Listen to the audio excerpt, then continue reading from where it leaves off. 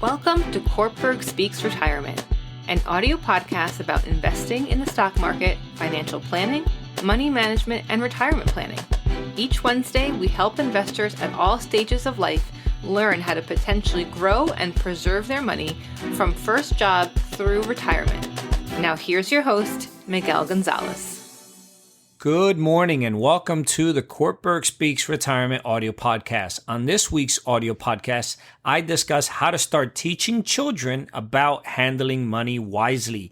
Even before children can count, they already know something about money. It's what you have to give the ice cream man to get a cone, or put in the slot to ride the rocket ship at the grocery store. So as soon as your children begin to handle money, start teaching them how to handle it wisely.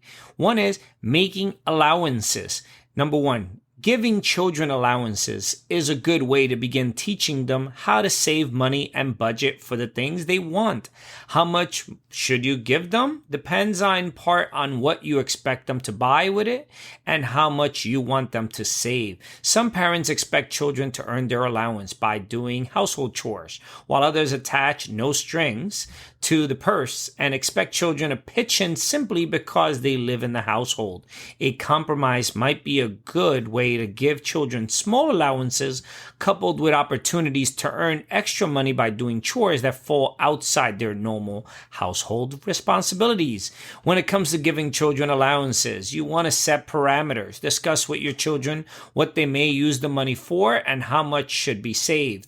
Make allowance day a routine, like a payday.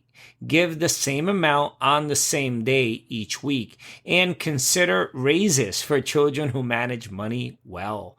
Number two is take it to the bank. Piggy banks are a great way to start teaching children to save money, but opening a savings account in a real bank introduces them to concepts of earning interest and the power of compounding. While children might want to spend all their allowance now, encourage them, especially older children, to divide it up, allowing them to spend some immediately while insisting they save some toward things they really want but can't afford right now. Writing down each goal and the amount that must be saved each week toward it will help children learn the difference between short-term and long-term goals. As an incentive, you might want to offer to match whatever children save toward their long-term goals. Number three, a shopping sense. Television commercials and peer pressure constantly tempt children to spend money, but children need guidance when it comes to making good buying decisions. Teaching children how to compare items by price and quality. When you're at the grocery store, for example, explain why you might buy a generic cereal instead of a name brand. By explaining that you do not want to buy them something every time you go to the store, you can lead children into thinking carefully about the purchases they want to make. Then consider setting aside one day a month when you will take children shopping for themselves. This encourages them to save for something they really want rather than buying on impulse. For big ticket items, suggest that they might put the items on a birthday or holiday list. Don't be afraid to let children make mistakes. If a toy breaks soon after its purchase or does not turn out to be as much fun as seen on TV, eventually children will learn to make good choices even when you're not here to give them advice. Number four, earning and handling income.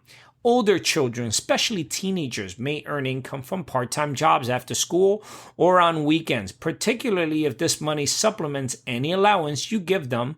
Wages enable children to get a greater taste of financial independence.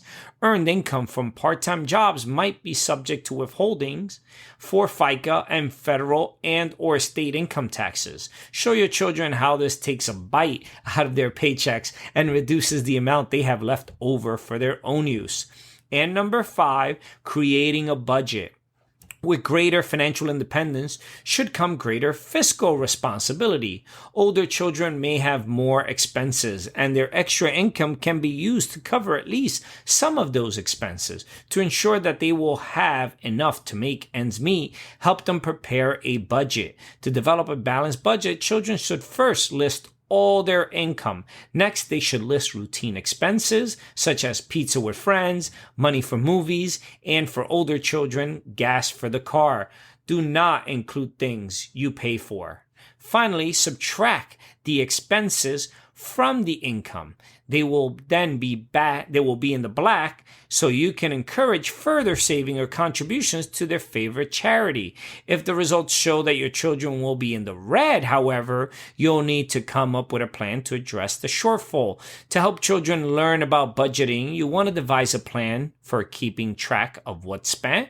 You want to categorize expenses as needs, unavoidable, and wants can be cut, and you want to suggest ways to increase income and or reduce expenses.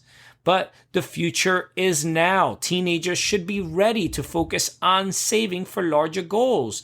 For example, a new computer or a car, and longer term goals, college, an apartment. And while bank accounts may still be the primary savings vehicles for them, you might also want to consider introducing your teenagers to the principles of investing. To do this, open an investment account for them. If they're minors, they must be a custodial account. Look for accounts that can be opened with low initial contributions at institutions that supply educational materials about basic investment terms and concepts. Helping older children learn about topics such as risk tolerance, time horizons, market volatility, and asset diversification may predispose them to take charge of their financial future. And should you give your child credit? Well, if older children, especially those about to go off to college, are responsible, you may be thinking about getting them a credit card. However, credit card companies cannot issue cards to anyone under 21 unless they can show proof that they can repay the debt themselves, or unless an adult co-signs the credit card agreement. If you decide to co-sign, keep in mind that you're taking on legal liability for the debt, and the debt will appear on your credit report. Also, set limits on the card's use. Ask the credit card company for low credit, $300, or a secured card to help children learn to manage their credit card without getting into serious debt. Make sure that children understand the grace period, fee structure, and how interest accrues on the unpaid balance, and agree on how the bill will be paid and what will happen if the bill goes unpaid. And make sure children understand how long it takes to pay off a credit card balance if they're only making the minimum payments. If putting a credit card in your child's hands, it's a scary thought, you may want to start off with a prepaid spending card. A prepaid spending card looks like a credit card, but functions more like a prepaid phone card. The card can be loaded with a predetermined amount that you specify and generally may be used anywhere credit cards are accepted. Purchases are deducted from the card's balance, and you can transfer more money to the card's balance wherever necessary. Although there may be some fees associated with the card, no debt or interest charges accrue. Children can only spend what's loaded onto the card. One thing you might especially like about the prepaid spending cards is that they allow children to gradually get the hang of using credit responsibly. Because you can access the account information online and over the phone, you can monitor the spending habits of your children.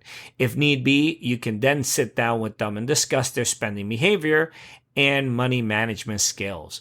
Make sure to visit our website, www.cortburgretirement.com. Our site is filled with educational videos, ebooks, publications, and financial calculators designed to help you learn more about your finances. As you search our site, send us a note regarding any questions you may have about any particular investment concepts or products, and we will get back to you quickly with a thoughtful answer. This is Miguel Gonzalez, Certified Retirement Counselor and Managing Partner with Cortburg Retirement Advisors, signing off for this week's educational podcast. The opinions expressed and material provided are for general information and should not be considered a solicitation for the purchase or sale of any security. Opinions expressed are subject to change without notice and are not intended as investment advice or a solicitation for the purchase or sale of any security.